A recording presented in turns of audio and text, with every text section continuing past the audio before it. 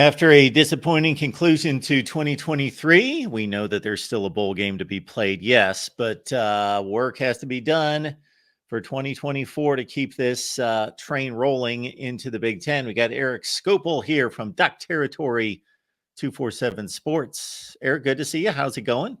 Not too bad. I was just telling you, it's nice to have kind of a slowed down period. I know the portal's been open and there's stuff going on, but a little break has been kind of nice after go, go, go for about 3 months.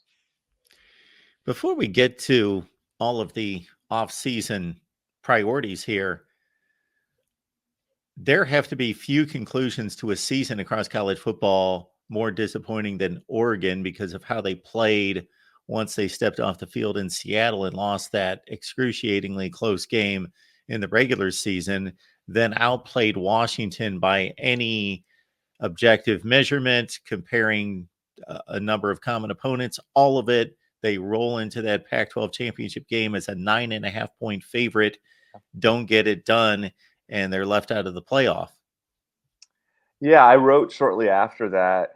I was racking my brain thinking of another game where more was lost, right? I mean, this was a season where, despite that loss in Seattle, everything you could hope for in a college football season was available to them. They could make the playoff. They could win a championship. Both Knicks had a chance to win a Heisman. And of course, the game they were playing in, if they won it, would have been a conference championship over their biggest rival. So all of these kind of components are here. And for it to end the way it does is just kind of devastating. And it's the reality of it in college sports. And with the current model of Oregon went from having everything to play for to basically losing all of it over the course of 60 minutes of regulation in Las Vegas last Friday. So yeah, a very tough pill to swallow. Certainly, I think you feel good about the direction of the program with the leadership at the top and with the way the roster is going to build. And we'll get into some of the portal stuff and kind of what's building for 24. But it's really, really hard to have a season like Oregon just had. You have to have kind of everything break right, whether it be injury luck, having the right quarterback, having the right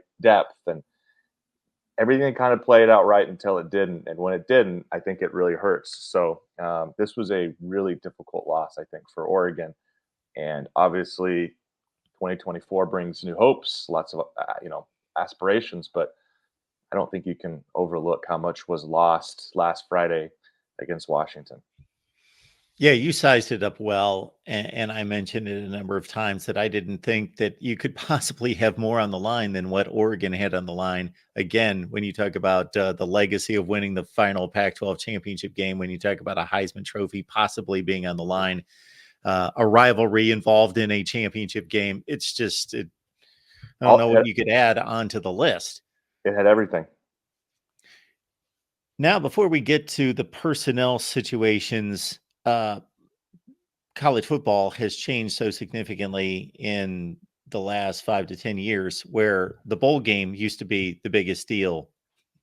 And now it's like the last thing people talk about. It's all about signing classes and transfer portal and all those other things at the bowl game. But at least if there's another name brand on the other side of this, Georgia, Florida State, Ohio State are all playing in New Year's Six games, then there's at least juice in the brands. But to be the one that gets stuck with, and I'm sorry, Liberty fans, to get stuck with a group of five, there's really no win situation there either. I know that's kind of been the the lemon juice kind of spread across the open wound for Oregon and mostly from the fan base. I mean, the Dan Lanning's the only one who's spoken publicly, and he's said all the right things that you'd expect a head coach to say of respecting the opponent. It's really hard to be undefeated, which Liberty is. They've won all 13 games they've played this season, but while I'm sure that remains true there, that kind of refrain, I think, rang rather hollow amongst the fan base who's going, we thought we'd be playing like Texas or Alabama for a chance to play for a national championship. And instead we're playing Liberty, who as of like 4 or 5 years ago wasn't a Division I FBS program. And I'm not going to get into all the weird stuff around that program, but it's a program that has some sort of strange stuff away from football too, with some of the controversies that have happened. So it certainly was an opponent that I think Oregon fans were going like, wait, what happened? We went from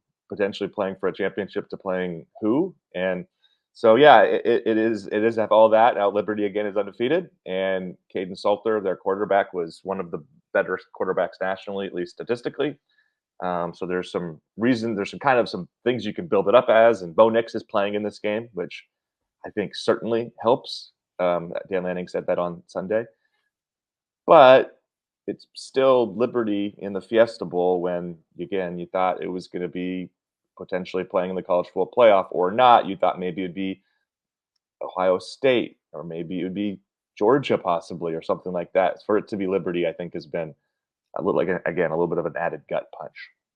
Bo Nix is playing. Good for him. Yeah. That's shows a lot right there. And I in no way hold it against these guys for opting out to protect themselves for the NFL draft. So I'm not saying that, but for him to play, Yeah. that's really says a lot about him. Says a lot about his relationship with Dan Lanning and the program.